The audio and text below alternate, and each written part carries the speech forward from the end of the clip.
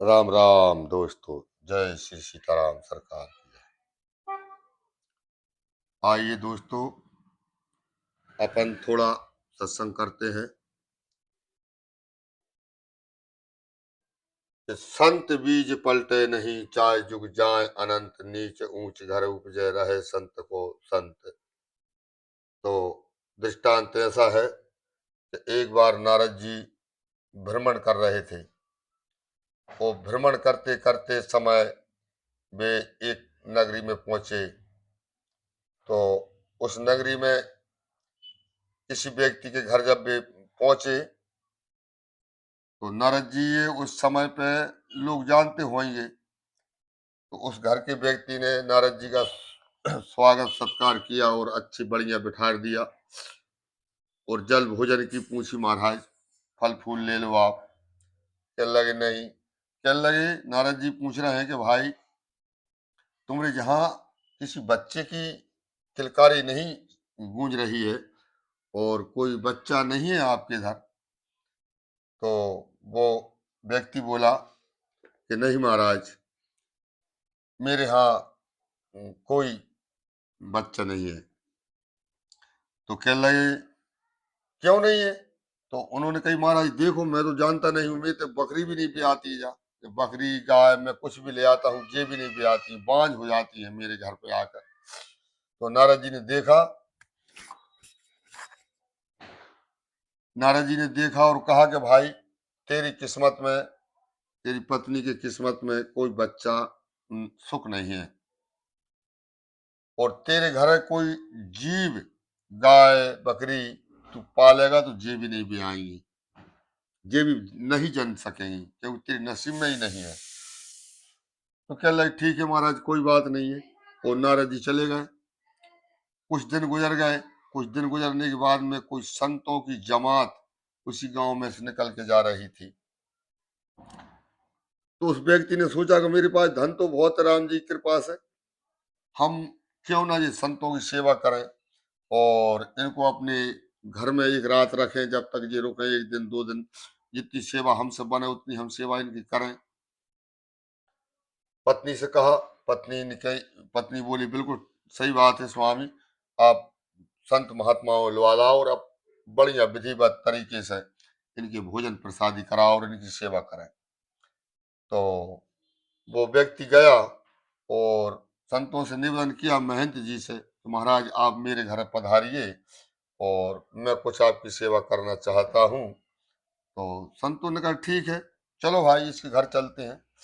और वहां गए तो महात्मा लोगों की जो परमात्मा ने उसे दिया था, तन मन धन से दोनों पति पत्नियों ने खूब सेवा की और 2 दिन 3 दिन उनको रखे। खूब मेहमानी, खूब सत्संग सुना संतों का। अब जब जाने लगे तो दोनों पति पत्नी रोने लगे। जब संत विदा हो रहे हैं, विदा के भाई अब हम जा रहे हैं, हम तो एक गांव में रुक नहीं सकते, तो अब हम दूसरी जगह जा रहे हैं। तो कह लगे ठीक है महाराज। दोनों जब रोने लगे तो महात्मा जी ने पूछा कि भाई तुमने खूब सेवा की, अब आप रो क्यों रहे हो? प्रसन्नचित्त होकर आप रहिए और अब हम अ, आगे का रास्ता नापते हैं। तो बिन पति पत्नी ने कहा, महाराज वैसे आपका दिया सब कुछ है, कोई परेशानी नहीं है, परंतु हमें दुख एक चीज का रहता है हमेशा। बोले क्या दुख रहता है? कि महाराज हमरे कोई पुत्र नहीं है। अच्छा, चला हाँ। तो संत जी ने कहा कि तथास्तु, कि बिना विचारे बिना सोच समझे कह दे तथास्तु, जाओ तुम पुत्रवती भव। आशीर्वाद दे के चले गए। अब 9 महीना बाद राम जी की कृपा से पुत्र प्राप्त हुआ, पुत्र हुआ। और जो बकरी बंधी थी, गाय बंधी थी घर में, बिन्ने भी एक एक बच्चा जना और बड़े दोनों पति पत्नी बहुत खुश भये और कथा भंडारे करवाए, सत्संग करवाया। कुछ दिन बीतने के बाद में नारद जी फिर पहुंचे उसी गांव में। जब नारद जी पहुंचे तो उसी के घर पहुंचे और उसी के घर जब पहुंचे तो देखा कि दरवाजे पे गाय बंधी है, बछड़ा भी बंधा है, बकरी बंधी है, बकरी का बच्चा भी बंधा हुआ है, और आंगन में एक बालक भी खेल रहा है। तो नारद जी ने पूछा, भाई ये किसके हैं ये बच्चे? तो व्यक्ति ने कहा, महाराज ये मेरे ही है, और ये बच्चा मेरा बच्चा है, और ये बकरी का है, ये गाय का है। तो बोले, तेरी किस्मत में तो था ही नहीं, फिर ये कहाँ से आया? तो कह रहे, महाराज मैं तो विशेष जानता नहीं हूँ, परंतु संत आए थे तो मैंने उनको अपने घर में रोका था कुछ दिन, 2 दिन, और उनकी सेवा की थी। तो वह सेवा के बदले में मैंने उनसे कहा कि महाराज मैं दुखी हूँ, मेरे पुत्र नहीं है, तो उन्होंने आशीर्वाद दे दिया था। वो उसी आशीर्वाद से ये सब कुछ है मेरे पास। अच्छा, बोले हाँ। तो नारद जी जब बात थोड़ी अनुचित लगी कि गजब होगा, जब इस किस्मत में ही नहीं था कुछ तो मिल कैसे गया, तो भगवान के पास पहुंचे, और भगवान क्षीर सागर में शयन कर रहे थे। तो परमात्मा तो ऐसे हैं, तन की जाने मन की जाने चित्त की जाने चोरी, और परमात्मा से कछु नहीं छिपो बई के हाथ में डोरी।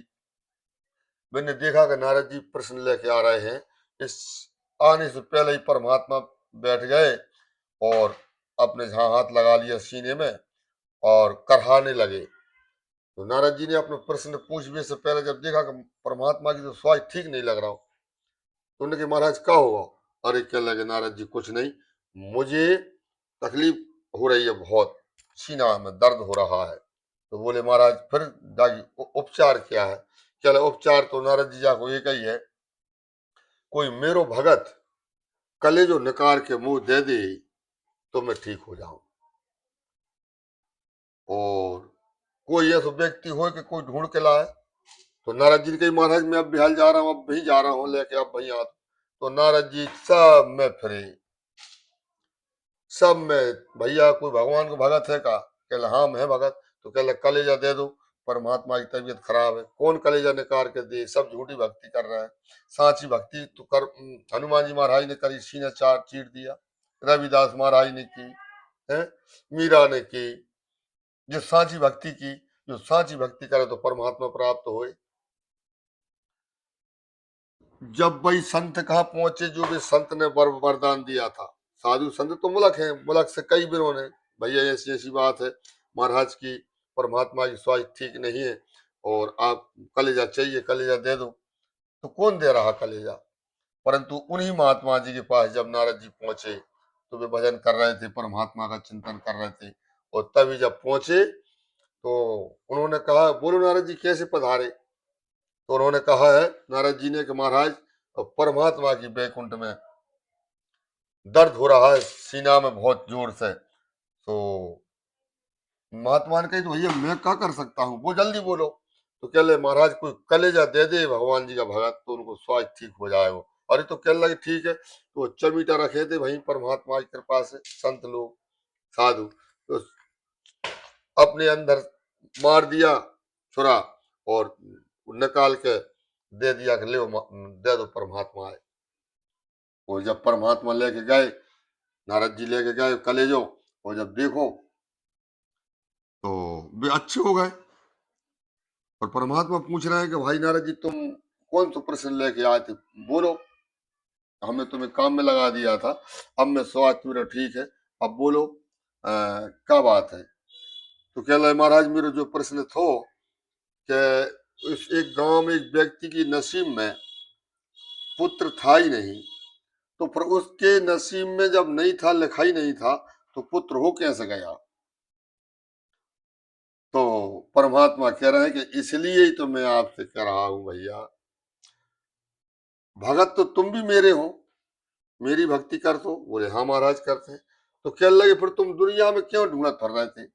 कल जो तुम भी तो निकाल के दे सकते थे मुझे, जब मेरा स्वास्थ्य ठीक नहीं था। तो चल हाँ प्रभु जाई बात सही है। कह लगे, उन्होंने ही क्यों कलेजा निकाल के दिया? तो परमात्मा कह रहे हैं कि हे नारद, ऐसे संतों की जो मेरे अधीन हैं, ऐसे संतों की मैं क्यों ना मानूं, उनकी सेवा क्यों ना करूं, उनके वचन का सम्मान क्यों ना करूं?